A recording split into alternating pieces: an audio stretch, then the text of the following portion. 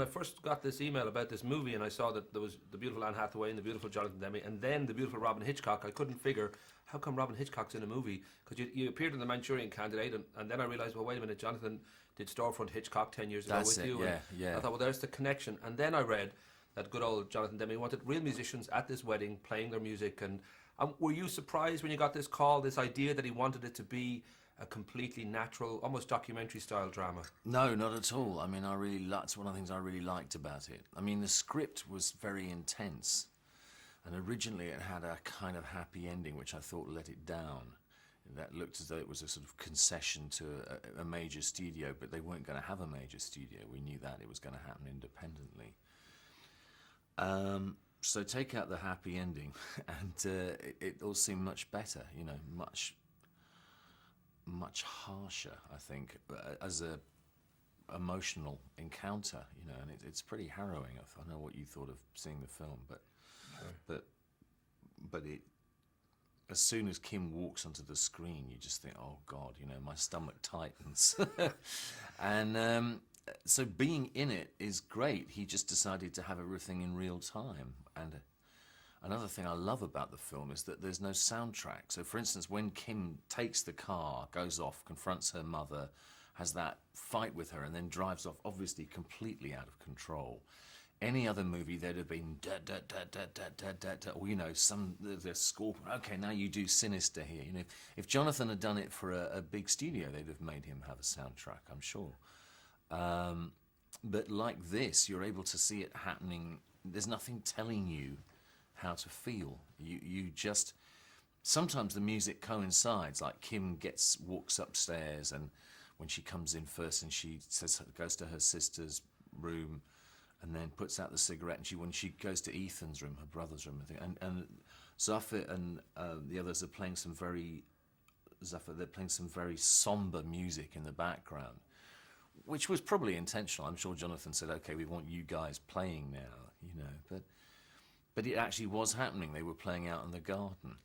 Well, I know it wouldn't even have been dubbed in. It would have happened at real time. Well, yeah, Jonathan, it said to the musicians and the actors, the music's going to happen and it'll be on, and you kind of react to it, and it'll sort of, hopefully, in that sort of Eno-esque way, wonderful accidents will happen that you'll feel emotionally kind of connected to the music in some way at times. Or in one case, you know, Anne sort of tells them to stop because it's just getting too much for her to concentrate, and that would be true in a real situation. So exactly. It's that natural flow. For you as a performer, was it daunting then to know that, you know, this music would be completely unfiltered? We would have to, in that moment, kind of just do our performance and try to get to a place that we hope it sort of fits in and it blends with what's going on, and or maybe it was very easy. I don't know if it was a kind of I think it was easier. I really liked it. I mean, you know, the first song of mine, America, where there were 4 takes of it.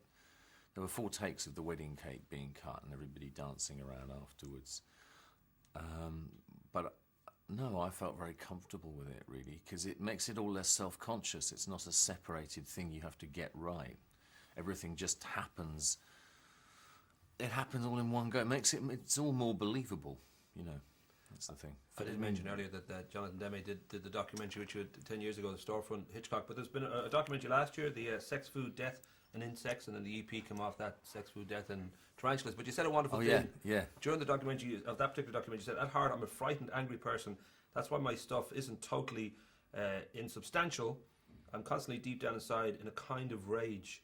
And it sort of made me think, well, here you've got, you know, people like Gillian Welch and Peter Buck, and obviously Jonathan Demme's a fan, and you've been playing music for a long time, Soft Boys, Egyptians, a lot of the solo stuff.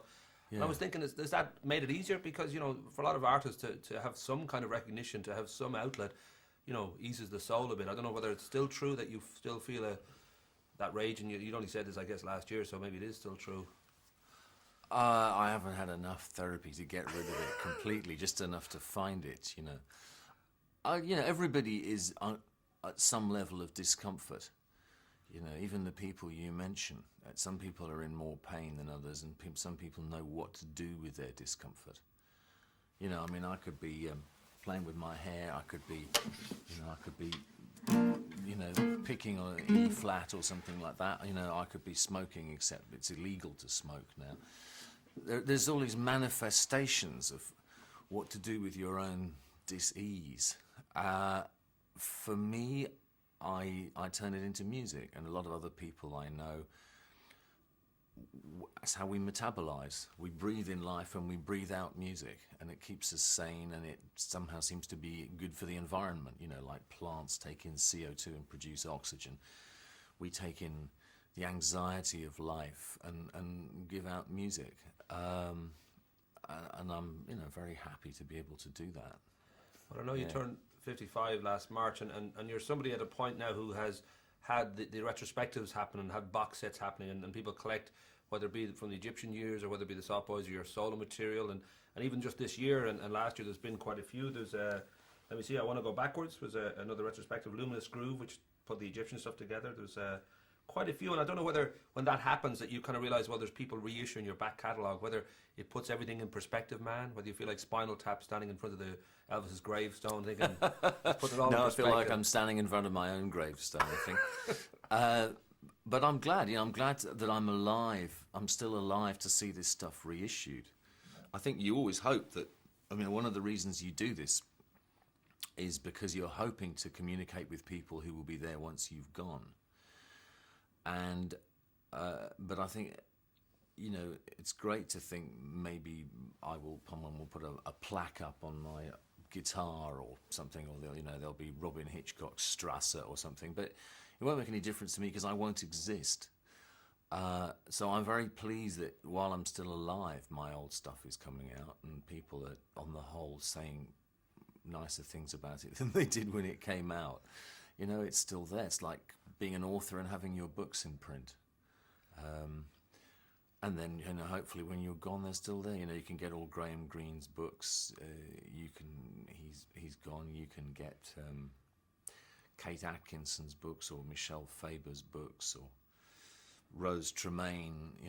And I think it's just nice to feel as a musician, your stuff is available. There's now only 3 record shops left in the Western Hemisphere, so it's not that anyone's going to necessarily buy them, but they do exist, and we're even having them made on vinyl, so that if somebody wants to find one happens to stumble across one in a pyramid in 6,000 years, they can stick a pin in it, put it on their little finger, and probably play it backwards. But there'll be something there, because I don't think CDs. I wouldn't be surprised if I outlived the CD. We've already outlived the Laserdisc. They buried one, they had to dig it up because there's no way of playing it. It was meant to be a time capsule. I should finish now because I've only got a minute left, but that idea that for some people, artists like yourself, that are in some ways like a cult figure, that people sort of get to know them through word of mouth, and and people get to hear them from other musicians or hear from other people collecting records, that I was trying to think that, well, for this movie, some people will see some artists they mightn't have seen before. There's some wonderful music in this, and I was wondering if you were somebody watching this movie and you saw Robyn Hitchcock for the first time, what record would you recommend they buy? I know that the one you don't want them to buy is Groovy Decay. That was one you kind of dismissed. Done your homework. Right. I think they're good at both ends. The Underwater Moonlight, the Soft Boys, was the first thing I was involved in that I think is it's a pretty universal pop record, and that's coming out again in another year or two. I think it's its 5th release or something, or up to the more recent things. I think the one I did with Gillian and Dave, Spooked, is a good record for music lovers, especially if you like Gillian Welch. A kind of Gil and Dave sandwich there. My voice there, I couldn't believe it. It was lovely. And even but I think the one that's coming out in February, which is called Goodnight Oslo, which is me and a Venus 3 with some guest vocalists, I think that's going to be one of the easier end of the spectrum. I go from sort of pop to folk, if you like, in terms of sound.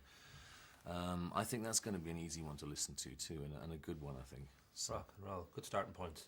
I've been given the friendly finger. Nice to talk Thank to you. you. Yeah. Thanks very much. Thank you.